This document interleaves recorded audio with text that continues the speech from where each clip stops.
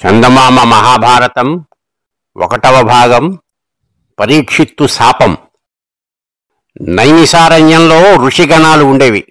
ఆ ఋషులకు కులపతి శౌనక మహాముని. ఆయన ఒకప్పుడు 12 ఏళ్ల పాటు జరిగే సత్రయాగం చేశాడు. అనేక మంది మహారుషులు కలిసి ఆ యాగం చేస్తూ ఉండగా అక్కడికి రామహర్షుడి కొడుకు ఉగ్రశ్రవసుడు అనే సూతుడు వచ్చాడు. సూతుడికి తెలియని పురాణ గాథలు లేవు.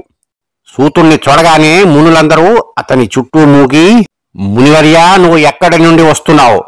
నువ్వు రావటం మాకు ఎంతో సంతోషమైంది. నీ నుండి మేము ఎన్నో పుణ్యకథలు వినవచ్చు అన్నారు. అప్పుడు సూతుడు వారితో, మహర్షులారా, పరీక్షిత్తుడి కొడుకు జనమేజయుడు గొప్ప సర్పయాగం చేశాడు. ఆ సమయంలో వైశంపాయనుడు జనమేజయుడికి అద్భుతమైన భారత కథలను చెప్పాడు. ఆ కథలను రాసినవాడు వైశంపాయనుడి గురువైన వేదవ్యాసుడే. నేను ఆ కథలన్నీ విని యుద్ధం జరిగిన సమంతక పంచకమనే పుణ్యక్షేత్రానికి వెళ్లి దర్శించి అటు నుండి ఇలా వచ్చాను అన్నాడు. మునులందరూ సంతోషించి వ్యాసుడు రచించిన మహాభారత కథలను తమకు చెప్పమని సూతుణ్ణి శౌనకాది మహామునులు ఎంతో కుతూహలంగా కోరారు. సూతుడు వారితో ఇలా చెప్పాడు. భారత రచన ఎలా జరిగిందనుకున్నారు? కృష్ణద్వైపాయనుడనే పేరుగల వ్యాసుడు వేదాలను 4గా విభజించిన అనంతరం హిమాలయాల మీద కొంతకాలం తపస్సు చేశాడు. ధృతరాష్ట్రుడి తరం వారంతా చనిపోయాక భారతం ఆలోచించాడు.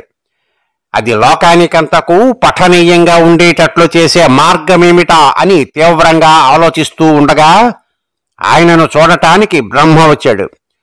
వ్యాసుడు బ్రహ్మకు భక్తితో ప్రణామం చేసి కూర్చోబెట్టి, దేవా, నేను వేదాంగాల సారమంతా ఇమిడ్చి భారతమనే ఇతిహాసాన్ని ఆలోచించాను. ప్రజలు ఆ భారతాన్ని చదివి ఆనందించేటట్లుగా లిఖించేవాడు ఎవరూ నాకు కనబడట్లేదు అన్నాడు. నాయనా, విఘ్నేశ్వరుణ్ణి మనసారా ప్రార్థించి అతని ద్వారా నీ భారత ఇతిహాసాన్ని రాయించు అని బ్రహ్మ వ్యాసునికి సలహా ఇచ్చాడు. వ్యాసుడు ధ్యానించగా విఘ్నేశ్వరుడు వచ్చాడు. వ్యాసుడు కోరిన ప్రకారం ఆయన చెబుతూ ఉంటే విఘ్నేశ్వరుడు మహాభారతాన్ని లిఖించాడు. ఆ భారతాన్ని దేవలోకంలో నారదుడు, పితృలోకంలో దేవలుడు అనే అసితుడు, గంధర్వాది లోకాలలో సుకుడు ప్రచారం చేశారు. జనమేజయుడు సర్పయాగం చేసినప్పుడు వైశంపాయనుడు దానినే పఠించి భూలోకంలో ప్రచారంలోకి తెచ్చాడు. శౌనకాది మునులు ఈ విషయాలు విని ఎంతో సంతోషించి, కౌరవ పాండవులు యుద్ధం చేసిన సమంతక పంచకం అనే క్షేత్రానికి ఆ పేరు ఎలా వచ్చింది అని సూతుణ్ణి అడిగారు. సూతుడు వారికి దానిని గురించి ఇలా చెప్పాడు. త్రేత ద్వాపర యుగ సంధిలో రాజులు మితిమించిన అహంభావంతో మదించి అధర్మ మార్గాన సంచరిస్తూ ఉంటే పరశురాముడు వారిని 21 సార్లు వెతికి చంపి వారి రక్తంతో 5 మడుగులు కల్పించి ఆ మడుగులలో పితృదేవతలకు తర్పణాలు ఇచ్చాడు. పితృదేవతలు సంతసించి ఆ మడుగులు 5 పుణ్యతీర్థాలయ్యేటట్లు పరశురాముడికి వరమిచ్చారు. ఆ ప్రదేశంలోనే అతి ఘోరమైన భారత యుద్ధం జరిగింది. ఆ కారణంగా సమంతక పంచక క్షేత్రానికి కురుక్షేత్రం అనే పేరు వచ్చింది. పరీక్షిత్తుడి కొడుకైన జనమేజయుడు ఆ కురుక్షేత్రంలో తన తమ్ములైన శృతసేన, ఉగ్రసేన, భీమసేనుల సహాయంతో దీర్ఘమైన సత్రయాగం చేస్తున్నాడు.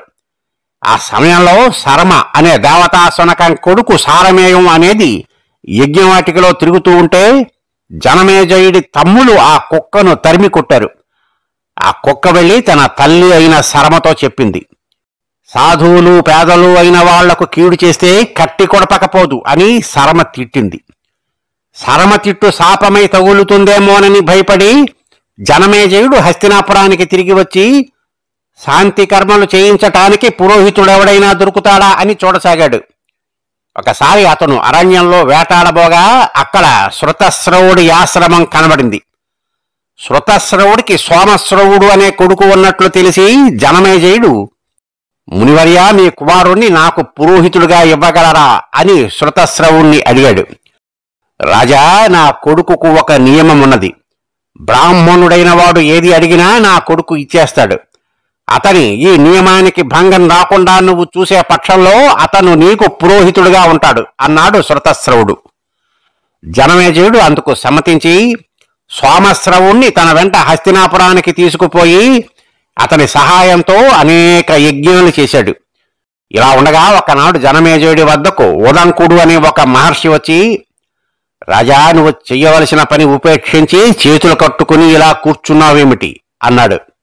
స్వామి, క్షత్రియ ధర్మాలని తప్పకుండా ఆచరిస్తున్నానే, ఏమిటి నేను చెయ్యక మానినది అని జనమేజయుడు ఉదంకుణ్ణి అడిగాడు. సర్పయాగం చెయ్యి, ఆ దుర్మార్గుడు తక్షకుణ్ణి వెంటనే బూడిద చెయ్యి. మీ తండ్రి అయిన పరీక్షిత్తును కాటువేసి చంపింది దుష్టుడైన ఆ తక్షకుడే కదా. మీ తండ్రి ప్రాణాలను రక్షించటానికి వచ్చే కాశ్యపుడికి అంతులేని ధనాన్ని లంచం పెట్టి తిప్పి పంపివేసినది వాడేగా అన్నాడు ఉదంకుడు ఆవేశంగా. నిజానికి ఉదంకుడికి కూడా తక్షకుడి పైన చాలా పగ ఉన్నది. దానికి కారణం ఇది. ఈ ఉదంకుడు వేదుడు అనే ఋషి దగ్గర చదువుకుని గృహస్థాశ్రమంలో ప్రవేశించబోతూ తన గురువును గురుదక్షిణ ఏమి ఇవ్వమంటారని అడిగాడు. నా భార్య ఏమి కోరుతుందో అడిగి చూడు అన్నాడు వేదుడు. ఉదంకుడు గురుపత్నిని ఏమి కావాలని అడిగాడు. ఇవాళకు 4వ రోజున నేను పుణ్యకవ్రతం చేసుకుంటున్నాను. అప్పుడు కొండలాలు పెట్టుకోవాలని ఉన్నది. నేను కోరే కొండలాలు పౌష్యుడు అనే రాజు భార్య వద్ద ఉన్నాయి. చేతనైతే వాటిని తీసుకొచ్చి ఇయ్యి అన్నది గురుపత్ని. ఉదంకుడు పౌష్యరాజు భార్య వద్దకు పోయి సంగతి చెప్పాడు. ఆమె తన కొండలాలు ఇవ్వటానికి ఒప్పుకున్నది. కాని వాటిని తస్కరించటానికి తక్షకుడు ఎల్లప్పుడూ ఎదురు చూస్తున్నాడని హెచ్చరించింది. ఆమె అన్నట్లే జరిగింది. ఉదంకుడు ఆ కొండలాలు తీసుకుని అరణ్య మార్గాన వెళుతూ ఒక చోట మడుగు చూసి కొండలాలను ఒక చోట పెట్టి ఆచమించటానికి మడుగు దగ్గరకు వెళ్లేసరికి అప్పటిదాకా ఉదంకుణ్ణి దూరంగా రహస్యంగా వెన్నాడుతూ వచ్చిన తక్షకుడు ఆ కొండలాలను హరించి పారిపోసాగాడు. నగ్న మానవ రూపంలో ఉన్న తక్షకుణ్ణి ఉదంకుడు తరిమి పట్టుకున్నాడు. వెంటనే తక్షకుడు ఒక పాముగా మారి ఒక బిలంలో దూరాడు. ఉదంకుడు ఆ బిలాన్ని ఒక కర్రతో తవ్వి పెద్దది చేస్తూ ఆ మార్గాన పాతాళానికి చేరుకున్నాడు. అక్కడ ఉన్న నాగులను ఉదంకుడు ఎంత స్తోత్రం చేసినా లాభం లేకపోయింది. చివరకు అతనికి ఒక గుర్రం మీద కూర్చుని ఉన్న ఒక మనిషి కనిపించాడు. ఆ గుర్రం అగ్ని. ఆ గుర్రం మీద కూర్చున్నవాడు ఇంద్రుడు. ఆ సంగతి ఉదంకుడికి తెలియదు. అయినా ఆ మనిషి తనను నీకేం కావాలి అని అడిగితే ఉదంకుడు నాగలోకాన్ని తనకు ఆధీనం చేయమన్నాడు. వెంటనే ఆ గుర్రం నుండి భయంకరమైన అగ్ని జ్వాలలు వెలువడ్డాయి. నాగలోకమంతా బూడిద అయిపోతుందని భయపడి తక్షకుడు కొండలాలను తెచ్చి ఉదంకుడికి ఇచ్చాడు. అతను వాటిని సకాలంలో గురుపత్నికి అందజేశాడు. ఉదంకుడి ద్వారా తన తండ్రిని చంపినది తక్షకుడని తెలియగానే జనమేజయుడు తన మంత్రులను అలా జరగటానికి కారణమేమిటి అని అడిగాడు. వాళ్ళు పరీక్షిత్తు మరణ వృత్తాంతం ఇలా చెప్పారు. భారత యుద్ధంలో చనిపోయిన అభిమన్యుడికి ఉత్తరకు పుట్టిన పరీక్షిత్తు కృపాచార్యుడి వద్ద విలువిద్య నేర్చి పాండవుల అనంతరం రాజ్యపాలన చేస్తూ వచ్చాడు. ఆయనకు వేట అంటే చాలా ఇష్టం. ఒకనాడు ఆయన వేట తమకంలో అరణ్యంలో తన చేత దెబ్బతిని పారిపోయే జంతువును తరుముకుంటూ సమీకుడు అనే మహాముని తపస్సు చేసుకుంటున్న చోటికి వచ్చి బాణం తగిలిన మృగం ఇటుగా పరిగెత్తుకుంటూ వచ్చింది, ఆ మృగం ఇటుగా వెళ్ళింది అని అడిగాడు. మౌనంగా తపస్సు చేసుకునే సమీకుడు సమాధానం చెప్పలేదు. పరీక్షిత్తుకు కోపం వచ్చింది.